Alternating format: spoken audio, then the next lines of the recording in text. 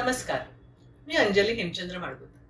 काव्यमयीच्या आजच्या भागातही तुम्हा काव्यरसिकांचे अगदी मनापासून स्वागत. आजच्या कवितेचं शीर्षक आहे, एक कविता लिहीन म्हणते स्वतःसाठी.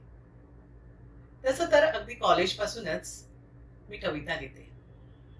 मध्यंतरी थोडा गॅप झाला, पण आता गेल्या 4-5 वर्षापासून पुन्हा सक्रिय झाले. लोक मला विचारतात, तुम्हाला कविता कशा सुचतात? किंवा कविता लिहिण्याची काही विशिष्ट वेळ असते का? वगैरे वगैरे. पण खरं सांगू का, कविता ना आपोआपच स्फुरते. तिला वेळ काळ असं काहीच बंधन नसतं. ती तुमच्या आतून कधीही जन्म घेते.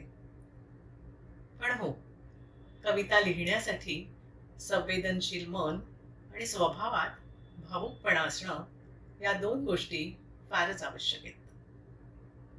यम, रूपक, अनुप्रास, नादमय शब्द, लय, ताल यांच्या सहाय्याने कमीत कमी पण अर्थपूर्ण शब्दात मनाचं व्यक्त होणं म्हणजे कविता, असं आपण म्हणू शकतो. कवितेच्या विषयाशी, त्यातील पात्रांशी समरस होत त्यांच्या भूमिकेतून आपल्या भावना, कल्पना कागदावर मोजक्या शब्दात मांडणं आणि कवितेला जन्म देणं, ही कवीची फार मोठी जबाबदारी असते.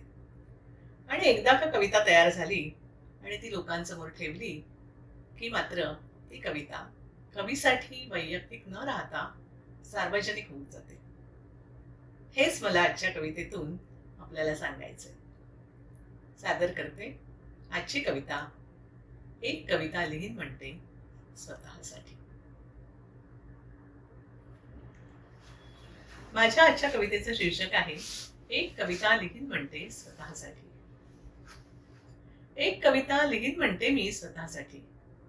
एक कविता लिहीन म्हणते मी स्वतःसाठी. साध्या सोप्या सरळ शब्दांनी नटलेली.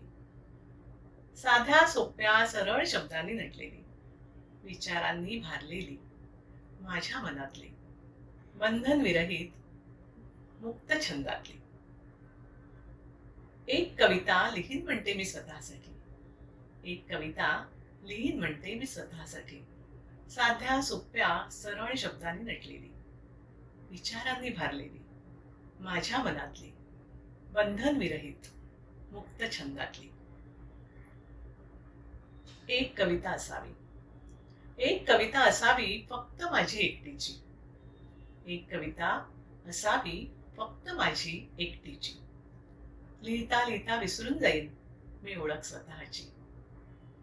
रममाण होईल, रममाण होईल, जोडीन तिच्याशी संधान. सूर तालात घोळवून तिचे बनेल मधुर गान. कविता म्हणजे शब्दसुमनांचा सुवासिक ताटवा. कविता म्हणजे शब्दसुमनांचा सुवासिक ताटवा.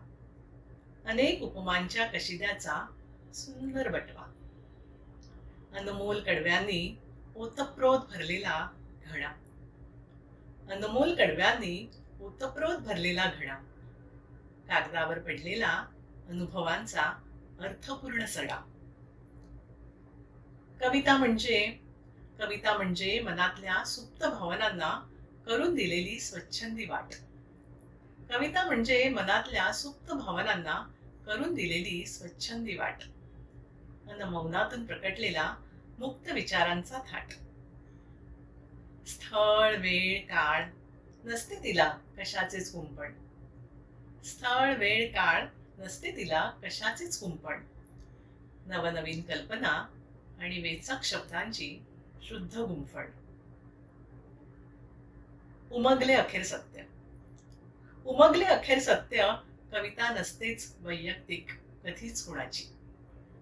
उमगले अखेर सत्य, कविता नसतेच वैयक्तिक कधीच कुणाची. विचार जरी माझे अनुभव असतील जगासाठी. स्वप्न जरी माझे वास्तव असेल रसिकांसाठी. स्वप्न जरी माझे वास्तव असेल रसिकांसाठी.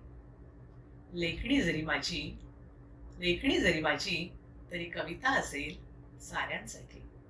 लेखणी जरी माझी तरी कविता असेल साऱ्यांसाठी. धन्यवाद. माझी आजची ही कविता तुम्हाला आवडली तर कवितेला लाईक जरूर करा आणि तुमच्या जवळच्या मित्रमैत्रिणी, नातेवाईकांना नक्की शेअर करा. तुम्ही माझ्या काव्यमयी चॅनलला अजूनही सबस्क्राईब केलं नसेल तर लवकर करा आणि खाली जो बेल आयकॉन दिलाय त्यावर क्लिक करा, म्हणजे तुम्हाला माझे काव्यमयीचे पुढचे व्हिडिओही मिळत जातील. लवकरच पुन्हा भेटू माझ्या नवीन कवितेसोबत. तोपर्यंत निरोप घेते. धन्यवाद.